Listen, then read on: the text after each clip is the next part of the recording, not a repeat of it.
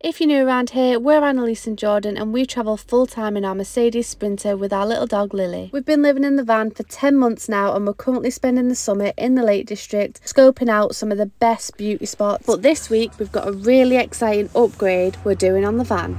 We're so excited to be collaborating with LiTime batteries. These guys have not just sent us one, not two, but three 100 amp lithium leisure batteries. These batteries are a budget lithium battery, but take budget with a pinch of salt. Alex Frood has broken down these batteries, took them apart, literally tracked the cells to see where they're from. If you want to see that video, check the description below and I'll drop his link there.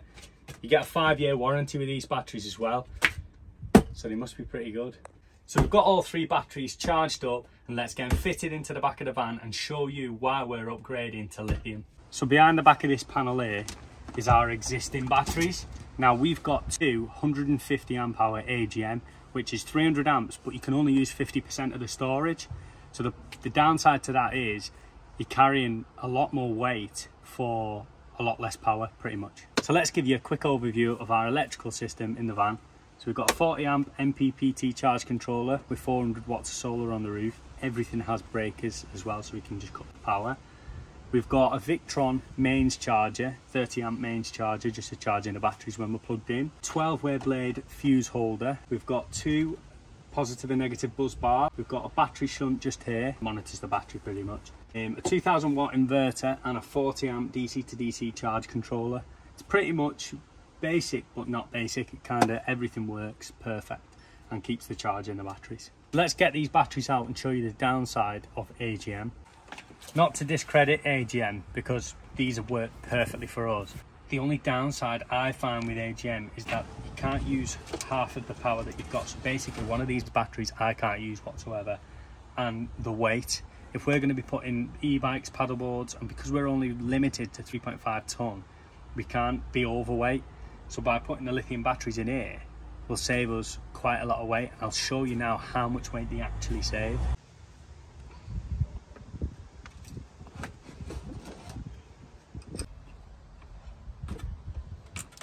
So here's the difference in the AGM and the lithium battery. Now there's not a massive amount of difference, to be fair, in size. Bear in mind this is 150 amps and this is only 100 amps.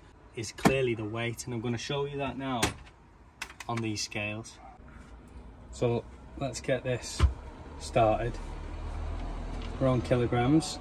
Let's put the lithium battery on. We are on 10.4 kilograms. 10.4 kilograms. AGM, I'm not going to be able to do this. Yeah, I'm not going to be able to do this. I'll need two hands for this one. Oh my god. Right. You ready? Whoa, yeah.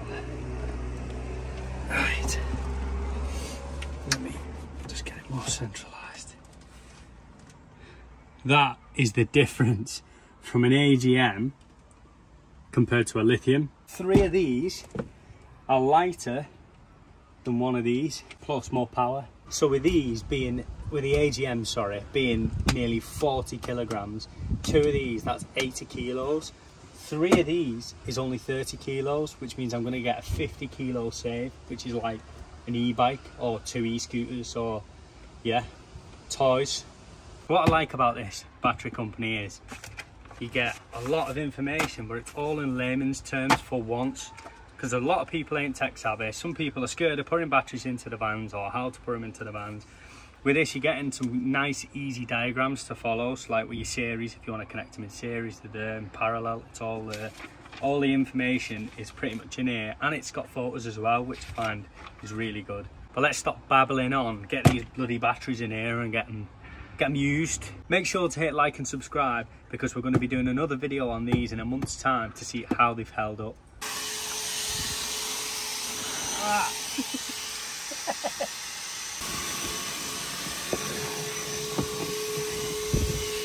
Now he's just asking for it.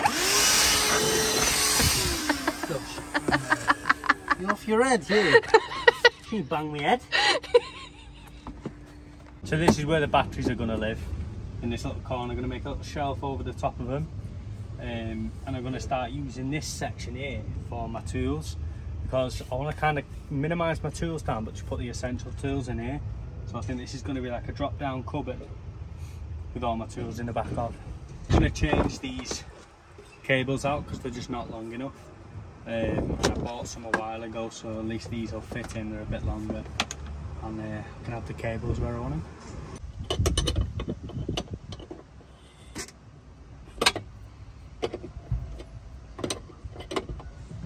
I've got a Renogy battery monitor in this van, and we're going to program this, well, set the parameters accurately for what the batteries are. So we'll hold down the OK button on here and it'll bring up the system here. So we've got 300 amps is full capacity, and then this is your voltage, so what your voltage is full. Now if you flip over in the book in here, it's dead simple. So it tells you on here 100% is 13.5 volts, which that's correct. And then 0, it all depends on what you want to set your low point to. Now it says here 10% is 12.8 volts. Now I'll set mine to 30% because I don't want them to go lower than 30%. So I'll set it to 13 volts, which is my low voltage. So if we go down on this, I'll be able to set this to 13 volts. Press OK, and that's us. That's basically us there. We don't want it to power off because we already know that 13 volts is going to be our 30%. And we don't want the system to power off because 30% isn't low when it comes to lithium batteries. Charge controller, the MPPT charge controller is now set. The parameters are set on that. Our battery monitor parameters are now set. We just need to do the DC to DC parameters. So that's the batteries in now, all wired up in parallel. It's all hooked up to the system. Our MPPT charge controller's all been, the parameters have all been set on that. I'm going to do the DC to DC charging now, and I don't think our inverter has a switch for lithium. I think it's just a standard, so it doesn't need, I think it automatically switches. Yeah, I think it does, yeah, so I'll double check the website just to make sure I'm not wrong there. We then started to neaten it all back up by boxing it back in. Do it that way. Feeling brave? Yeah. Go on.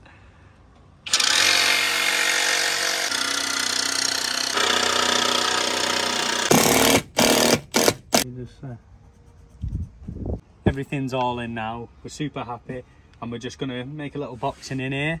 I'll probably cut this down to make a shelf on the top. I've cut that as well, so that can go on the side to just finish her off. Yeah, and we're going to make sure that this top isn't fully fixed down so that it can just be lifted off if we need to get to the batteries or drop back on. And that's it from us, guys. Make sure you tune in next week because we're getting back to our adventures. See you on the next one.